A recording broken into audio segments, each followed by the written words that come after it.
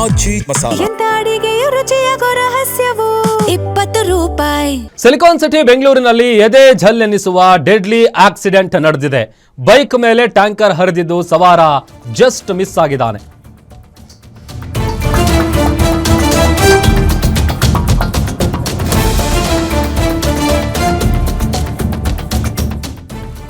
ಬೆಂಗಳೂರಲ್ಲಿ ಎದೆ ಝಲ್ಲೆನ್ನಿಸುವ ಭಯಾನಕ ಅಪಘಾತ ನಡೆದಿದೆ.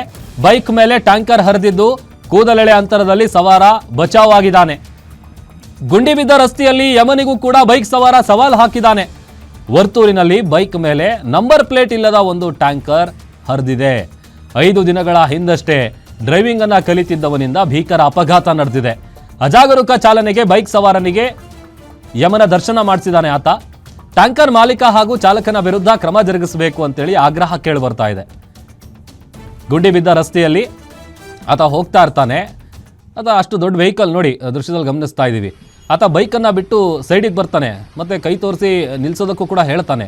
ಬಟ್ ಆದರೆ ಆತ ಅವನಿಗೆ ಗೊತ್ತೇ ಇಲ್ಲ ಆ ನಂಬರ್ ಪ್ಲೇಟ್ ಇಲ್ಲದೆ ಇರುವಂಥ ಟ್ಯಾಂಕರ್ ಏನಿದೆ, ನೀರಿನ ಟ್ಯಾಂಕರು, ಅದನ್ನು ಡ್ರೈವ್ ಮಾಡ್ತಾ ಇದ್ದಂಥ ವ್ಯಕ್ತಿಗೆ ಸ್ವಲ್ಪನೂ ಮೈ ಮೇಲೆ ಪ್ರಜ್ಞೆ ಇಲ್ಲ. ಆ ಬೈಕನ್ನು ಹತ್ತಿಸಿ ನೇರವಾಗಿ ಆತ ಏನೂ ನಡೆದೇ ಇಲ್ವೇನೋ ಅನ್ನುವಂಥ ನಿಟ್ಟಿನಲ್ಲಿ ಮುಂದೆ ಹೋಗಿದ್ದಾನೆ. ಸ್ವಲ್ಪ ಏನಾದರೂ ಹೆಚ್ಚು ಕಡಿಮೆ ಆಗಿ ಜೀವಕ್ಕೇನಾದರೂ ಅಪಾಯ ಆಗಿದ್ದಿದ್ರೆ ಯಾರು ಪ್ರಶ್ನೆ ಮಾಡ್ತಾರೆ? ಯಾರನ್ನು ಪ್ರಶ್ನೆ ಮಾಡಬೇಕು?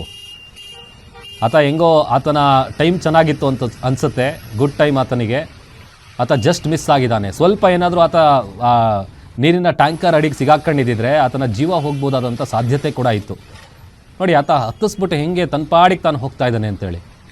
ಆತ ಇತ್ತೀಚೆಗಷ್ಟೇ ಡ್ರೈವಿಂಗ್ ಕಲಿತಾ ಇದ್ದ ಅನ್ನುವಂಥ ಶಾಕಿಂಗ್ ವಿಚಾರ ಕೂಡ ಗೊತ್ತಾಗಿದೆ.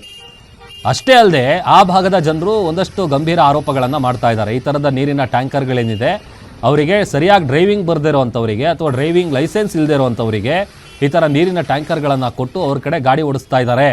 ಅಂಥವರ ವಿರುದ್ಧ ಕ್ರಮ ಜರುಗಿಸಿ ಅಂತ ಒತ್ತಾಯ ಮಾಡಿದ್ದಾರೆ.